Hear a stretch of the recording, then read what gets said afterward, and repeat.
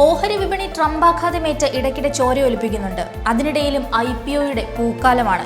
19 കമ്പനികളുടെ പ്രാരംഭ ഓഹരി വിൽപ്പനയാണ് ഇപ്പോൾ തകർക്കുന്നത്. ഏറ്റവും ഒടുവിൽ ഏറെ ഹിറ്റായി മാറിയത് അർബൻ കമ്പനിയാണ്. 4 സെഷൻ കൊണ്ട് ഓഹരി വില ഡബിൾ. 2025 പൊതുവെ മെച്ചപ്പെട്ട നിലയിൽ പോകുന്നുവെങ്കിലും കഴിഞ്ഞ വർഷം IPOയുമായി ഇറങ്ങിയ കമ്പനികളുടെ കഥ എന്താണ്? ഏതാണ്ട് 40% കമ്പനികളുടെയും ഓഹരി വില നിർണ്ണയം പാളിപ്പോയി എന്നാണ് കണക്കുകൾ കാണിക്കുന്നത്. ഇപ്പോൾ വിൽക്കുന്നത് ഇഷ്യൂ ചെയ്ത വിലയേക്കാൾ വളരെ താഴെ. 2024 75 IPOകളിൽ 29 ഇന്ന് ചുവപ്പ് രാശിയിൽ. ഈ വർഷത്തെ 36-ൽ 8 എണ്ണത്തിന് മാത്രമേ ഏതായാലും ഈ ഗതിയുള്ളൂ. ഓവർ സബ്സ്ക്രിപ്ഷനായി എന്ന് കേൾക്കുന്നതിൽ നിന്ന് അധികമൊന്നും വായിക്കേണ്ടതില്ല എന്ന് ചൂണ്ടിക്കാട്ടുകയാണ് വിപണി വിദഗ്ധർ. ഓഹരിയോടുള്ള പ്രിയം, വളർച്ചാ സാധ്യത, ഗുണമേന്മ തുടങ്ങിയ കാര്യങ്ങളെക്കുറിച്ച് തെറ്റായ ധാരണ സൃഷ്ടിക്കുന്നതാണ് തുടക്കത്തിലെ ഹൈപ്പ്.